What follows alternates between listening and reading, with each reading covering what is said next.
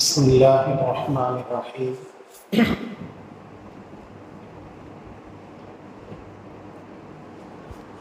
الحمد للہ رب العالمین، والصلاة والسلام علی سید الانبیاء والمرسلین، اما بعد۔ اعوذ باللہ من الشیطان الرجیم، بسم اللہ الرحمن الرحیم۔ الا ان اولیاء اللہ لا خوف علیہم ولا هم يحزنون الذین آمنوا وكانوا يتقون لهم البشرى في الحیاة الدنیا وفي الآخرة۔ صدق اللہ العلی العظیم۔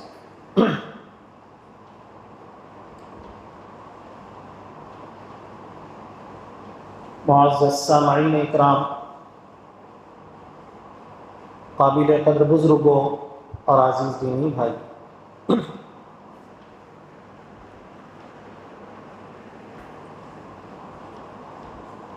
محبوب سبحانی، قطب ربانی، پیران پیر، غوث اعظم، غوث پاک، شیخ المشائخ حضرت عبد القادر جیلانی رحمۃ اللہ علیہ کا تذکرہ گزشتہ کئی جمعوں سے چل رہا ہے۔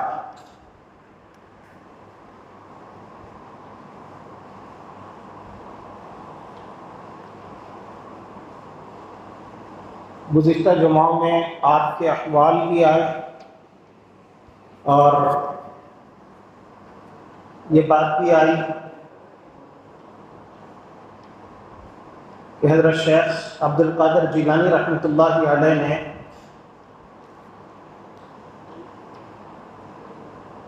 علمی کمال حاصل کرنے کے لیے، روحانی کمال حاصل کرنے کے لیے کس طرح کے مجاہدات برداشت کیے، اور پھر اللہ پاک نے ان مجاہدات کے نتیجے میں آپ کو کتنا بلند اور کتنا اونچا مقام عطا کیا، دونوں طرح کا مقام، علمی مقام بھی، روحانی مقام بھی۔ علمی اعتبار سے بھی حضرت شیخ عبد القادر جیلانی رحمۃ اللہ علیہ کا مقام بہت اونچا اور بہت بلند، اور روحانی اعتبار سے بھی حضرت شیخ عبد القادر جیلانی رحمۃ اللہ علیہ کا مقام بہت اونچا اور بہت بلند۔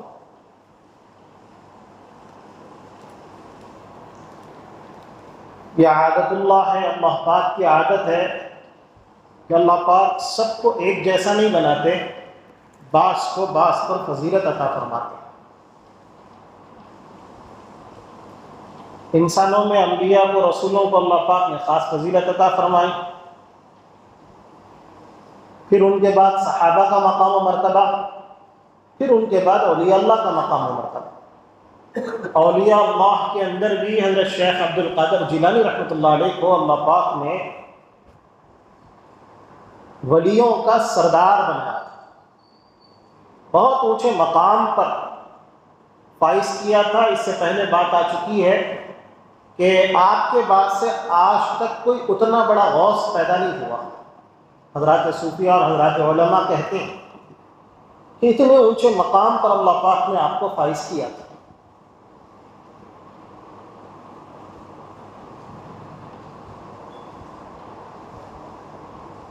ظاہر سی بات ہے کہ ہم مسلمانوں میں حضرت غوث اعظم کو لے کر کے بڑی عقیدت پائی جاتی ہے، بہت محبت پائی جاتی ہے، اور ہونی بھی چاہیے۔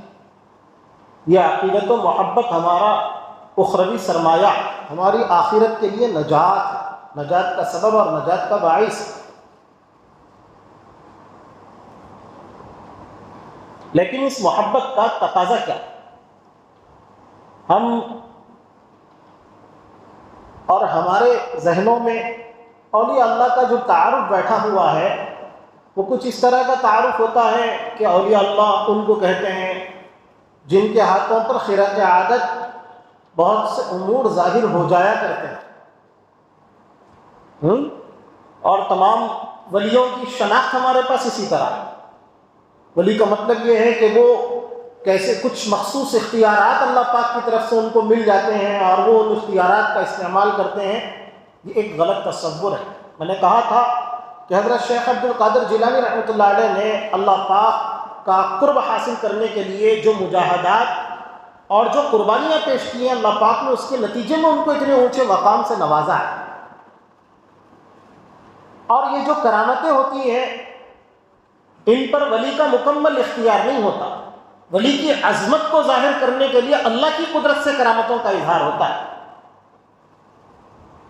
اور اسی لیے کہا گیا تھا کہ کرامتوں کا انکار کرنا یہ ایمان کے لیے خطرے کی بات ہے۔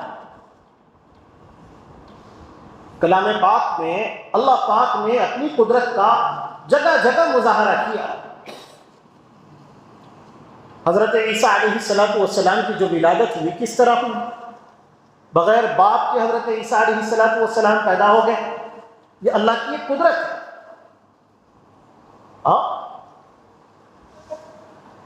اور حضرت زکریہ علیہ السلام نے بوڑھے ہونے کے وقت میں جو دعا مانگی تھی اور آپ کی دعا قبول ہوئی، آپ کو اولاد نصیب ہوئی، تو عورت کے باندھ ہو جانے کے بعد اولاد کا ہونا یہ اللہ کی قدرت ہے۔ حضرت موسیٰ علیہ السلام کے لیے سمندر میں 12 راستے نکل گئے۔ کوئی اس کا انکار کرے گا؟ اگر اس کا انکار کرے گا تو کلام پاک کا انکار ہے۔ اور یہ جو 12 راستے نکلے یہ اللہ کی قدرت ہے، تو اللہ کی قدرت کا انکار نہیں کیا جاتا۔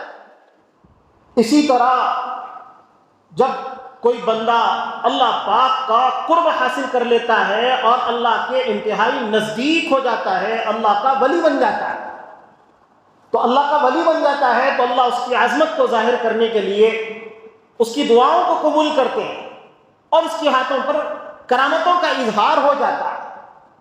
لیکن یہ کرامتیں اصل نہیں ہوتی ہیں، یہ کرامتیں اس کی پہچان نہیں ہوتی ہیں۔ ایک ولی کی پہچان ہے اس کے دل میں جو اللہ کا عشق ہے، جو اللہ کی محبت ہے، اور اتباع سنت کا جو جذبہ اس کے اندر کوٹ کوٹ کر کے بھرا ہوا ہے۔ اسی وجہ سے تو اللہ پاک نے اس کو اتنا اونچا مقام نصیب کیا کہ اللہ کے لیے اس نے کیا کچھ کھویا ہے، وہ اللہ کو کتنا مانتا تھا۔ یہ سب سے بڑی چیز ہوتی ہے، اور اسی لیے اولیاء کی عزت و اکرام اور احترام کا حکم کلام پاک نے بڑی عزت کے ساتھ اولیاء اکرام کا تعارف کروایا۔ کیا کہا؟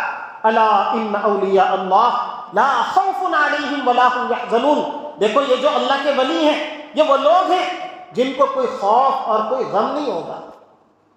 یعنی اس آیت سے یہ سمجھ میں آ رہا ہے کہ اولیاء کرام کا اکرام کرنا چاہیے، ان کی عظمت، ان کی محبت، ان کی عقیدت ہمارے دل میں ہونا چاہیے۔ محبت کیوں ہونی چاہیے؟ محبت اس لیے ہونی چاہیے کہ اللہ کے نبی محمد مصطفیٰ صلی اللہ علیہ وسلم نے کہا، کیا کہا؟ المرء مع من احب، آدمی تو اس کے ساتھ ہوگا جس سے وہ محبت رکھتا ہے۔ تو ظاہر سی بات ہے کہ اتنی پاکیزہ زندگی پیران پیر شیخ عبد القادر جیلانی رحمۃ اللہ علیہ نے گزاری، ہم تو تصور تک نہیں کر سکتے انہوں نے کیا کچھ اپنا قربان کر دیا، اور اتباع سنت کے ساتھ جس درجے کا اور جو اونچا مقام انہوں نے حاصل کیا وہ ہمارے بس کی بات نہیں، ہم نہیں کر سکتے۔ اللہ پاک نے ان کو جو اتنا اونچا مقام دیا تو کم از کم یہ ہے کہ ہم ان کی عزت کریں، ان سے محبت رکھیں، تاکہ اللہ پاک کیا کرے کہ ہمارا شمار بھی ان کے ساتھ کرے۔ المرء مع من احب، آدمی تو اس کے ساتھ ہوتا ہے جس سے وہ محبت رکھتا ہے۔ اور پھر اولیاء اللہ کی ایک خاص پہچان جو روایتوں میں آئی ہے وہ یہی ہے کہ اللہ کا جو ولی ہوتا ہے اس کے دل و دماغ میں اللہ کی کبریائی، اللہ کی قدرت کا استحضار اور اللہ کی بڑائی، اللہ کی عظمت، اللہ کا تقدس، اللہ کی محبت کوٹ کوٹ کے بھری ہوئی ہوتی ہے، اور اللہ کے مقابلے میں کائنات کی کسی چیز کی کوئی محبت و عظمت اللہ کے مقابلے میں نہیں ہوتی۔ ہر چیز کی محبت پر اللہ کی محبت غالب ہوا کرتی۔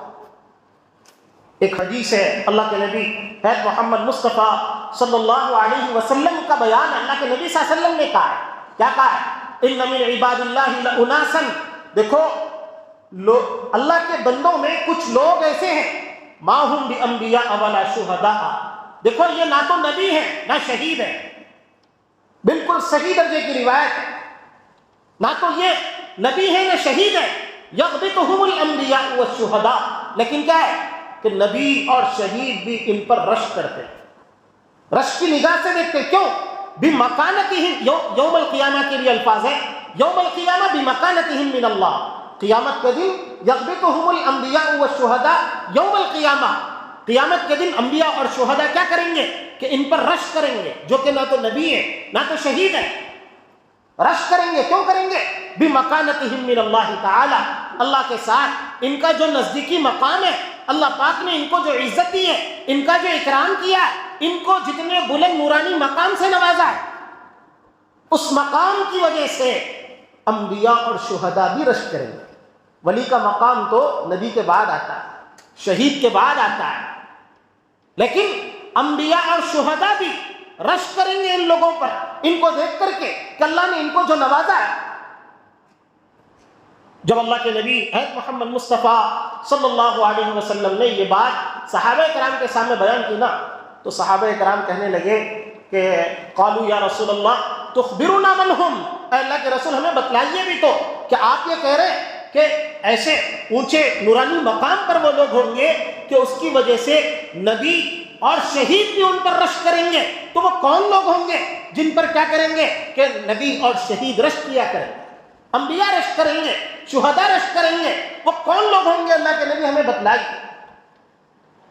تو اللہ کے نبی حضرت محمد مصطفیٰ صلی اللہ علیہ وسلم نے صحابہ کرام کے سامنے ان کا تعارف کروایا۔ کن الفاظ سے کروایا؟ ہم قوم، دیکھو یہ وہ لوگ ہیں تحابو، جو محبت رکھتے ہیں تو بروح اللہ، اللہ کی روح یعنی اللہ کے دین، اللہ اور اللہ کی جو شریعت ہے، دین و شریعت کی وجہ سے کیا کرتے ہیں؟ آپس میں ایک دوسرے سے محبت کرتے ہیں۔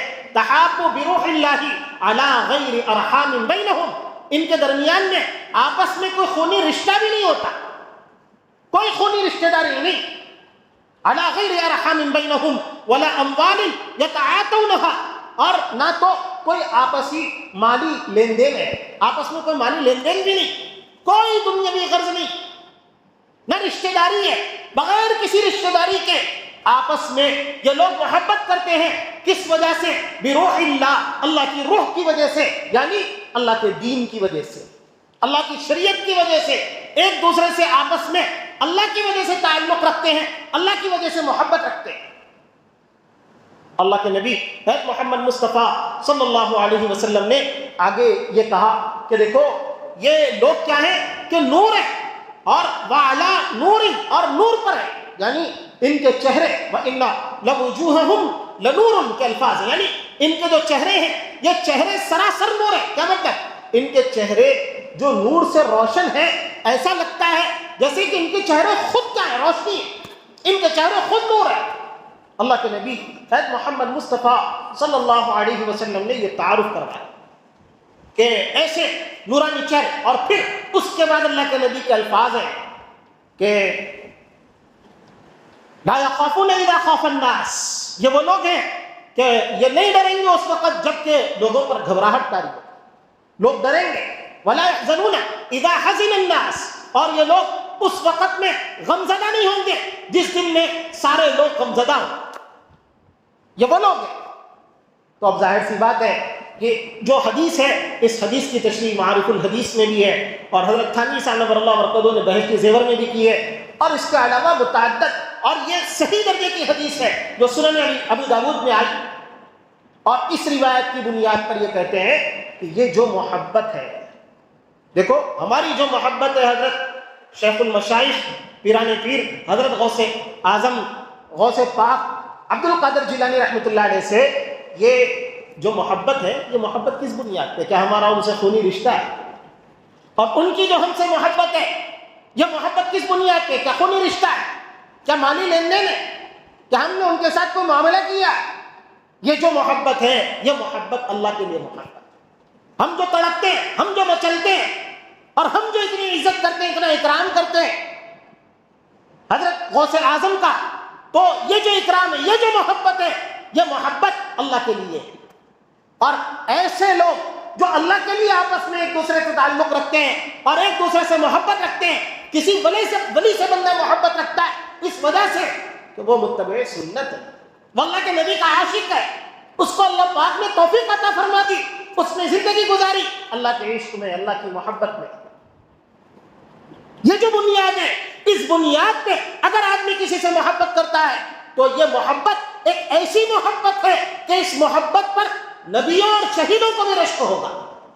ایک تو ہماری فانی ناجائز محبتیں جو ناجائز ہیں، عشق فانی جو ہم فانی چیزوں سے محبت کرتے ہیں، لڑکیوں سے یا پھر اپنے گویا، دیکھیے حضرت شیخ عبد القادر جیلانی رحمۃ اللہ علیہ نے جب ان کے دل میں جذبہ پیدا ہوا بغداد جا کر کے پڑھنے کا، تو کس حال میں وہ گئے؟ ان کی والدہ ضعیفی کی حالت میں، اپنی والدہ کو وہ چھوڑ کے جا رہے ہیں، اور والدہ کا جذبہ دیکھیے، یہ جو روح اللہ ہے، روح اللہ، اللہ کے دین اور اللہ کی محبت اور اللہ کا عشق ہر چیز کو جو غالب ہے۔ والدہ نے کہا بھی بیٹا تو جائے گا تو مجھے دیکھ نہیں پائے گا، جب تو واپس آئے گا میں موجود نہیں رہوں گی، میں انتقال کر جاؤں گی، لیکن اللہ کے نبی کے عشق میں وہ بھی کیا تھی کہ مبتلا تھی۔ تو انہوں نے بھی کیا کیا کہ اپنے آپ پر اپنے بچے کے علم دین کو ترجیح دی اور کہا بیٹا تیرے دل میں یہ جذبہ آیا ہے، یہ پاکیزہ جذبہ ہے، میرا خیال لے کر، میں زندہ رہوں یا مروں، تو ایک اونچے مقصد کے لیے جا رہا ہے، جا کر کے بغداد میں جا کر کے کیا کر، دینی علم حاصل کر۔ آپ دیکھیے کہ اللہ کے نبی کی محبت کس قدر ان کی والدہ میں تھی، اور شیخ عبد القادر جیلانی رحمۃ اللہ علیہ نے، اور پھر میں نے بتایا کہ پوری جوانی لگا دی، 50 سال کے بعد شادی کی ہے، اللہ پاک نے برکت دی، 4 شادیاں کی، 49 اولاد ہوئے، لیکن 50 سال تک اپنے آپ کو صرف اللہ کے لیے وقف کیا تھا حضرت شیخ عبد القادر جیلانی رحمۃ اللہ علیہ۔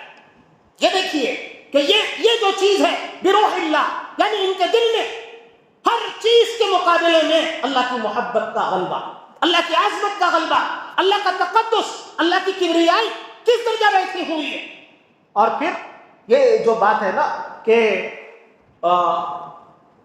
کیا بولتے ہیں، بغیر کسی خونی رشتے کے اور بغیر کسی مالی لین دین کے یہ جو محبت ہے، یہ جو خالص محبت ہے، آپ اندازہ لگائیے کہ آپ نے اتنی قربانیاں دی، تو ایسی قربانیاں پیش کرنے والا جس کے دل میں کوئی مال کی محبت ہو، مالداروں کی محبت ہو، سرمایہ داروں کی محبت ہو، تو کوئی کر پائے گا یہ جب تک اللہ کی محبت کا غلبہ نہیں ہوگا۔ اسی لیے یہ کہا جاتا ہے کہ جب آپ کسی ولی سے جا کر کے منسلک ہو، اس کے ہاتھ پر بیعت کریں، تو سب سے پہلے یہ دیکھو کہ تھوڑے دن جا کر کے اس کی مجلس میں آیا جائے، اور یہ دیکھو کہ اس کی مجلس میں بیٹھنے سے تمہارے دل میں اللہ کی محبت پیدا ہوتی ہے کہ نہیں، تذکرے اللہ کے بار بار اس کے مجلس میں رہنے سے آتے ہیں کہ نہیں آتے، اور تمہارے دل میں اتباع سنت کا جذبہ بیدار ہوتا ہے کہ نہیں۔ اگر اس کے پاس رہنے سے اتباع سنت کا جذبہ بیدار ہو اور اللہ کی محبت بیدار ہو اور اللہ کی محبت پیدا ہو، تو پھر تعلق قائم کرو، چونکہ یہ تعلق وہ تعلق ہے جس تعلق پر انبیاء اور شہداء بھی رشک کریں گے میدان محشر میں اللہ پاک کے یہاں۔ ابھی میں نے روایت پیش کی، یہ جو روایت ہے اس میں جس محبت کی بات ہے، یہ وہ محبت ہے جو محبت ہر دنیا کی چیز کی محبت سے غالب محبت اولیاء اللہ کی گویا رگ و ریشے میں بسی ہوئی اور سمائی ہوئی ہوتی ہے۔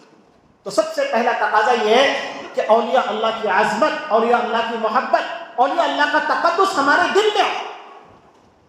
سب سے پہلی شرط تو یہ ہے، اور اولیاء اللہ سے فائدہ اٹھانے کا سب سے پہلا طریقہ یہ ہے کہ سب سے پہلے ہم اپنے دل میں اولیاء اللہ کے تقدس کو جگا دیں، عظمت کو جگا دیں، محبت کو جگا دیں، تاکہ کیا ہو کہ اللہ پاک ہمارا حشر ان کے ساتھ کرے، ہمارے نکما ہونے کے باوجود اعمال اور مجاہدات کے اندر ہم ان ولیوں کے گویا درجے کے تو نہیں، لیکن ہم ان سے چونکہ محبت رکھتے ہیں، تو اس محبت کے صدقے میں اللہ پاک ہمارا شمار بھی ان کے ساتھ کر دے، میدان محشر میں اٹھائے، تو ان ولیوں کی صف میں ہمیں بھی اٹھا لے، اور ان ولیوں کے لوگوں میں ہمارا بھی شمار کر کے اللہ پاک کیا کر لے، اٹھا لے۔ تو سب سے پہلی چیز یہ ہے اور دوسری چیز جو ہے وہ دوسری چیز یہ ہے کہ اللہ والوں کی صحبت سے فائدہ اٹھانا چاہیے. کلام پاک میں اللہ پاک نے کہا یا ایھا الذین آمنوا اتقوا اللہ وکونوا مع الصادقین. اے لوگوں سچوں کے ساتھ رہو. اور اولیاء اللہ کی جو صحبت ہوتی ہے اس صحبت کی بہت بڑی برکت ہے، بلکہ تعلق کی بنیاد ہی ہے کہ آدمی کیا کرے کہ جہاں تک ہو سکے اولیاء اللہ کی صحبت حاصل کرنے کی فکر کرے، کوشش کرے. روایتوں میں کیسا مضمون ہے کہ گویا ایک صالح اور ایک سو، ایک برے آدمی کی مثال ایسی ہے جیسے کمثل المسک والکیر، یعنی جیسے مشک اور بھٹی، ان دونوں کی صحبت کی جو مثال، یعنی اس کو بہت زیادہ ابھارا گیا. خربوزہ خربوزے کو دیکھ کر کے رنگ پکڑتا ہے. جب آدمی اللہ والوں کی صحبت میں رہنے لگتا ہے تو وہ جو اس کے دل میں ایک لاوا ابل رہا اللہ کی محبت کا، اللہ کے عشق کا، وہ لاوا منتقل ہوتا ہے، ٹرانسفر ہوتا ہے. اور آدمی کے دل میں کیا ہوتا ہے کہ وہ اللہ کی محبت پیدا ہونے لگتی ہے. تو اس لیے کہا گیا کہ کیا کرے کہ اللہ والوں کی صحبت کو ترجیح دے، اختیار کرے. دوسری چیز یہ. اور تیسری چیز کیا ہے؟ تیسری چیز یہ ہے کہ آدمی جو ہے مشن پر فوکس کرے، بجائے اس کے کہ اب دیکھو ہم مزارات پر جانا چاہیے، ایصال ثواب کریں اس کی بھی، لیکن وہاں جا کر منکرات شرعیہ کا ارتکاب، اولیاء اللہ کی محبت میں سنتوں کا جنازہ نکالنا. آج کتنے مزارات ایسے ہیں کہ وہاں آدمی اگر جائے نا تو عورتوں کی بے پردگی کو دیکھ کر کے، وہاں پھیلنے والی فحاشیت کو دیکھ کر کے دل روتا ہے اور دل کڑتا ہے کہ یہ تو عاشقین انبیاء ہیں، یہ تو وہ لوگ ہیں جنہوں نے اپنی زندگیاں اللہ کی سنت کے لیے، اللہ کے دین کے لیے وقف کی، اور اتنے پاک باز بن کر کے زندگی انہوں نے گزاری. ابھی بات آئی ہے حضرت شیخ عبد القادر جیلانی رحمۃ اللہ علیہ کے والدین کی کہ کتنے پاک باز تھے اور کیسے پاک باز تھے. اور جو حضرت غوث اعظم کی والدہ تھی، ان کا جو نکاح ہوا تھا کس شرط پہ ہوا تھا، کیسے طریقے سے ہوا تھا، کتنی پاک باز وہ خاتون کی. لیکن آج اولیاء اللہ کے مزارات پہ جا کر کے دیکھو کس طرح ایسے لگتا ہے کہ اس کے قریب میں فحاشی کے اڈے قائم ہو رہے ہیں. بولتے ہوئے گویا آدمی کے رونگٹے کھڑے ہوتے ہیں، ایسی کیفیتیں دیکھتے ہوئے کہ وہاں پر مرد و زن کا اختلاط پایا جاتا ہے، کیسی کیسی چیزیں پائی جاتی ہیں. ان کے بجائے آدمی کیا کرے؟ مشن پر فوکس کرے. کرامتیں تو ٹھیک ہے، وہ تو انبیاء کرام، یہ اولیاء کرام کی عظمت کو بتانے کے لیے اللہ پاک نے ان کے ہاتھ پر واضح کی، لیکن ان کا اصل مشن کیا ہے؟ اتباع سنت. اللہ کے نبی جس کو جس کو روایت میں روح اللہ کہا گیا ہے، اللہ کا دین، اللہ کی شریعت، حضرت شیخ عبد القادر جیلانی رحمۃ اللہ علیہ کو ان کا سب سے بڑا کارنامہ ہی ہے، انہوں نے ان کی تعلیمات میں جگہ جگہ آپ کو ملے گا وہ طریقت مردود ہوئے جو دائرہ شریعت سے باہر. ہم لوگ کیا کرتے ہیں معلوم؟ ہم لوگ یہ کہتے ہیں کہ بھئی یہ اولیاء اللہ کی شان کو علماء نہیں جانتے، اس کے لیے کیا چاہیے؟ اہل دل چاہیے. اہل دل لوگ اگر ہوں تو وہ لوگ کیا کریں گے؟ کیا اولیاء اللہ کے مرتبے کو صحیح سے جان سکتے ہیں، سمجھ سکتے ہیں؟ ایک شیطانی دھوکہ ہے. دیکھو شریعت سے باہر نکل کر کی جو طریقت ہے، جو شریعت سے آزاد جو طریقت ہے، یا شریعت کے خلاف جو طریقت ہے، وہ طریقت نہیں، دھوکہ ہے. ظاہر سی بات ہے اللہ کے نبی حضرت محمد مصطفیٰ صلی اللہ علیہ وسلم سے جب تک اپنا کنیکشن نہیں جوڑیں گے، سنت نہیں، بھائی جو کچھ ملا ہے اللہ کے نبی محمد مصطفیٰ صلی اللہ علیہ وسلم کے صدقے طفیل میں ملا ہے. اور اتباع شریعت اور اتباع سنت کے نتیجے میں آدمی پیروکار ہو جاتا ہے، اللہ کے نبی کے راستے پر چلنے لگتا ہے. اللہ کے نبی کے راستے کو چھوڑ کر کے جو طریقت دیکھو گے وہ طریقت گمراہی ہے. وہ طریقت نہیں، طریقت کی ایک حقیقت ہے، لیکن وہ شریعت کے دائرے میں ہونا چاہیے. جو طریقت شریعت کے دائرے میں ہو تو وہ تو مطلوب ہے، اور اس کی تو بنیاد رکھی ہے کتب الاقطاب. اور شیخ المشائخ حضرت غوث اعظم غوث پاک عبد القادر جیلانی رحمۃ اللہ علیہ نے میں نے کہا تھا مدرسہ قادریہ کی آپ نے بنیاد رکھی، اور مدرسہ قادریہ یہ قادریہ سلسلے کی بنیاد پڑی، تو وہ تو ٹھیک ہے. اور اولیاء اللہ کی عظمت کی بات تو ہم لوگ بھی کرتے ہیں. اور سب سے آخری جو چیز ہے وہ کہہ کر کے میں اپنی بات کو ختم کرتا ہوں، وقت بھی ہو چکا ہے.